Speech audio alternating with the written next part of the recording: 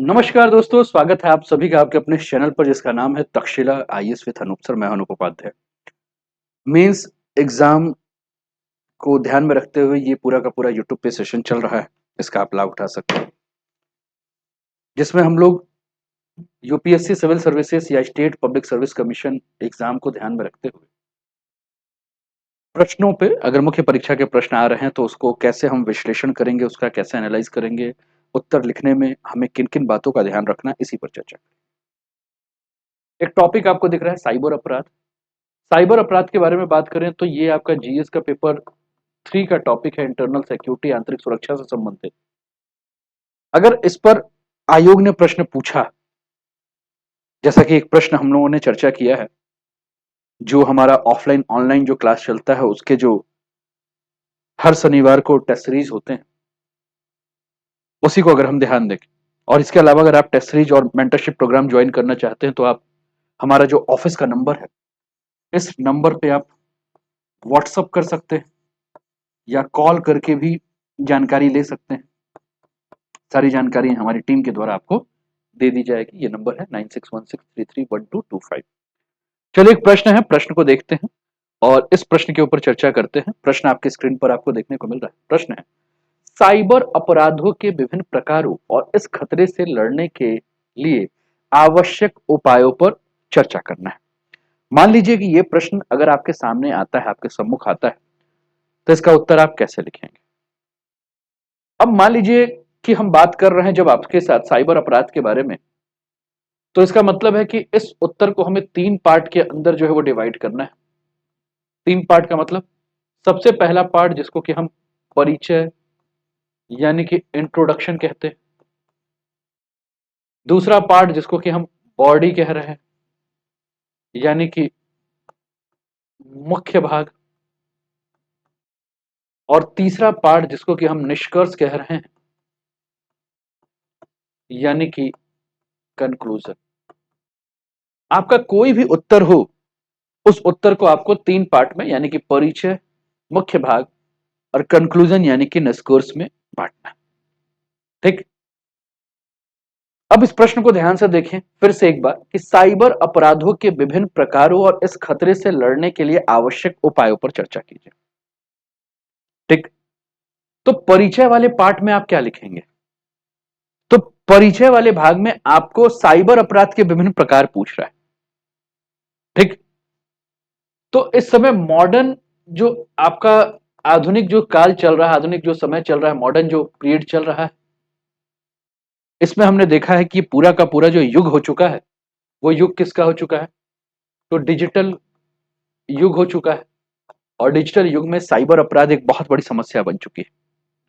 तो हमें आधुनिक काल में जो डिजिटल दुनिया है, इसके संदर्भ में साइबर अपराध और उसके महत्व को परिभाषित करना है। ठीक। दूसरा, मुख्य भाग में अगर हम बात करेंगे तो इसमें हमें क्या बात करना है? हमें इसमें जो भी आपके साइबर अपराध हैं, साइबर क्राइम है, उसके टाइप्स के बारे में यानी कि उसके प्रकार के बारे में चर्चा करना है कि साइबर अपराध के कितने प्रकार होते हैं और उसको उदाहरण के रूप में देखना है। ठीक। यानी कि इसका उदाहरण देना है। और निष्कर्ष यानी कि कंक्लूजन में अगर हम बात करें तो हमें साइबर अपराध से बचाव के क्या क्या तरीके हो सकते हैं, है ना, उन उपायों के बारे में चर्चा करते हुए उसके महत्व को बताते हुए चर्चा करनी। अगर मान लीजिए कि यह प्रश्न आपसे आयोग ने पूछा और आपको इसका उत्तर लिखना है, तो आप उत्तर क्या क्या लिख सकते हैं, है ना? तो आप ध्यान से सुनिएगा पूरा। अगर इंट्रोडक्शन के बारे में अगर हम बात करें तो इसके इंट्रोडक्शन में हम क्या लिख सकते हैं, इसके परिचय में हम क्या लिख सकते हैं? मैं अपने, अगर मुझे उत्तर लिखना होता तो मैं क्या बता सकता था, क्या लिख सकता था? एक बार आप बड़े ध्यान से सुनिएगा। हम बात कर रहे हैं साइबर अपराध की। साइबर अपराध यानी कि ऐसा अपराध जिसके लिए प्रयोग किसका किया जा रहा है? कंप्यूटर और इंटरनेट का।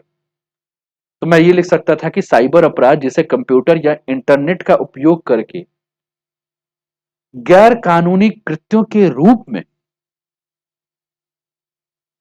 परिभाषित किया गया। और आजकल डिजिटल युग में एक ये बहुत बड़ी समस्या बन चुकी है। इसका महत्व व्यक्तियों, व्यवसायों और यहां तक कि देश विदेश में कहीं भी नुकसान पहुंचाने की क्षमता इसके अंतर्गत निहित है, जो कि हमारे लिए एक बहुत बड़ी चिंता का विषय बन चुका है।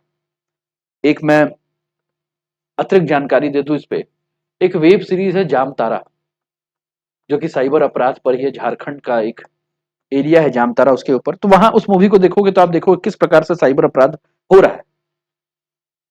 ठीक है। अब जब इसके बारे में आप इंट्रोडक्शन दोगे तो कुछ डेटा भी अगर आप दे सकते हो जो कि साइबर सिक्योरिटी से रिलेटेड है। और हम जान रहे हैं कि साइबर अपराध के अंतर्गत कोई एक निश्चित क्षेत्र नहीं है। पूरे विश्व एक जगह बैठ के विश्व के किसी भी कोने में आप जो है वो इस अपराध को कर सकते हैं।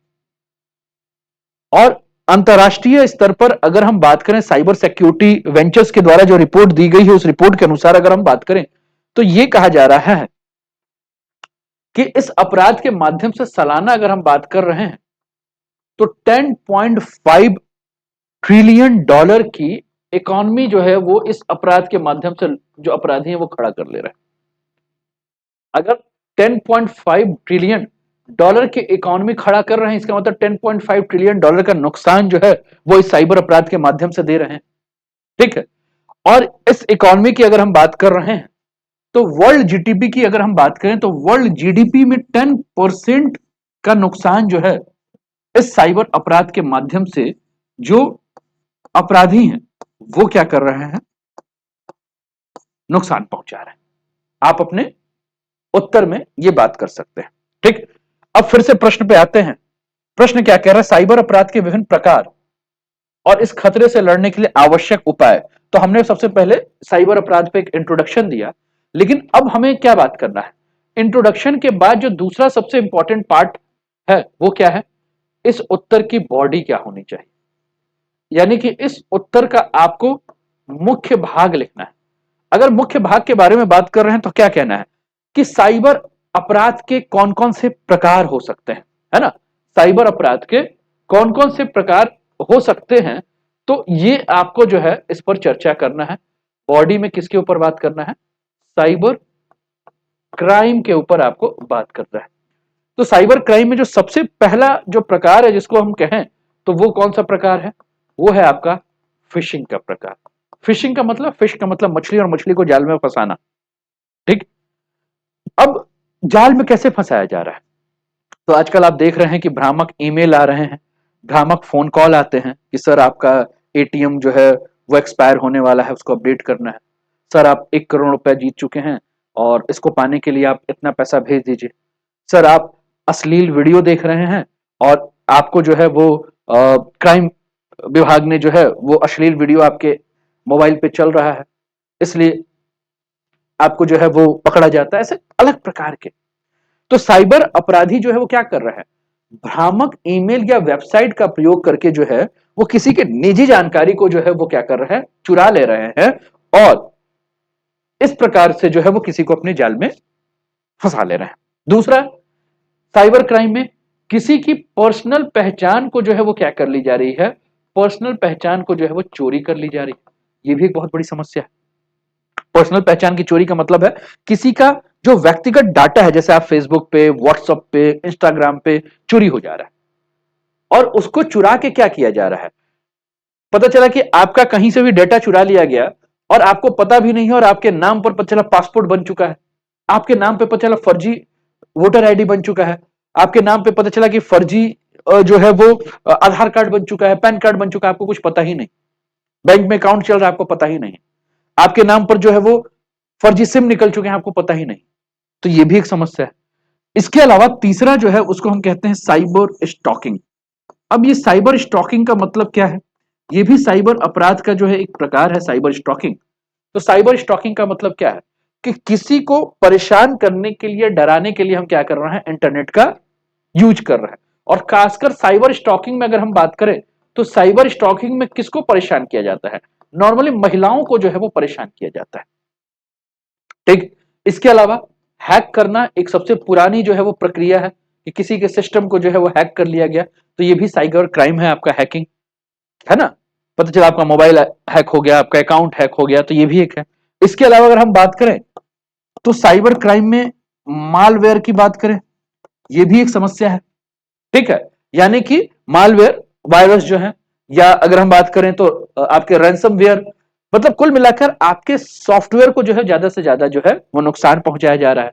और आजकल तो हम देख रहे हैं कि साइबर टेररिज्म जो है वो बहुत ज्यादा जो है वो बढ़ गया है। आतंकवाद जो है वो बढ़ चुका है, अलग अलग प्रकार के पेज बनाए जा रहे हैं, आतंकवाद को फैलाए जा रहे हैं, ठीक।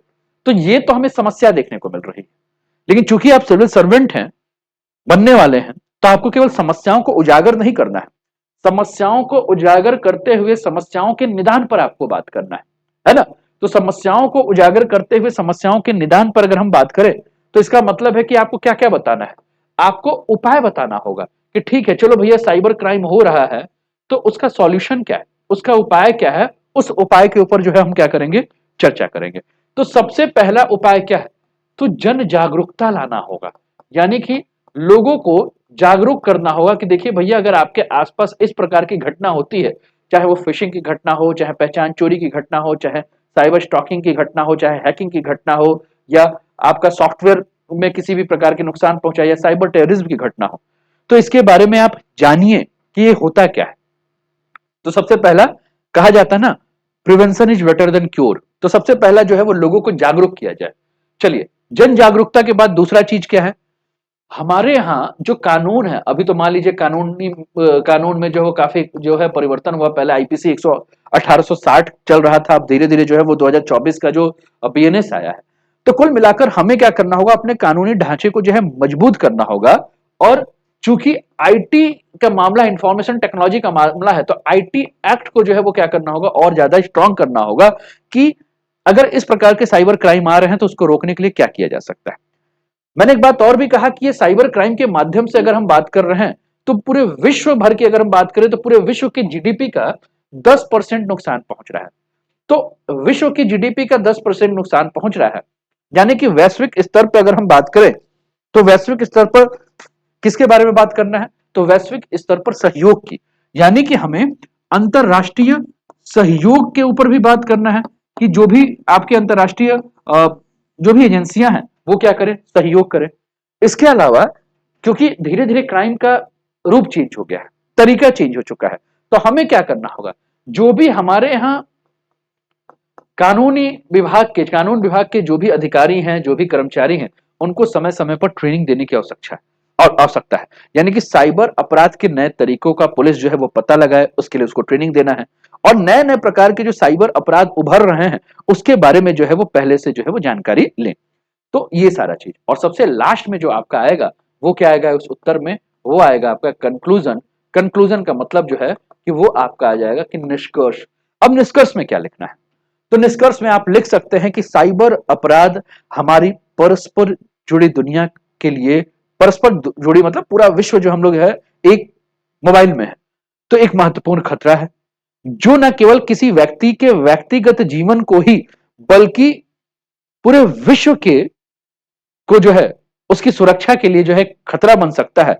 इसलिए इसे समाप्त करने के लिए विधायी उपाय, अंतर्राष्ट्रीय सहयोग, शिक्षा, सार्वजनिक निजी भागीदारी, जन जागरूकता, तकनीक के प्रति जो है वो लोगों को और जागरूक करना, जैसे बहुत सारे ऐसे रणनीति बनाकर जो है हम इसको जो है वो समाप्त कर सकते हैं। ऐसे करके आप कंक्लूजन के माध्यम से अपने उत्तर को जो है वो कंप्लीट कर सकते हैं। तो ये जो प्रश्न था, फिर से प्रश्न को देखते हैं कि साइबर अपराधों के विभिन्न प्रकार और इससे खतरे से लड़ने के लिए आवश्यक उपाय पर चर्चा कीजिए। अगर ये प्रश्न आए तो इसका आप जवाब कैसे लिख सकते थे, इसका मैंने एक जो आपको रोड मैप बना दिया। उम्मीद है कि पसंद आया होगा।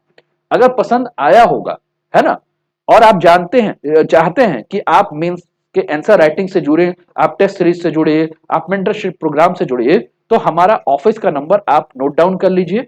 और नोट डाउन करने के बाद जो है वो आप हमें कांटेक्ट कर लीजिए 9616331225।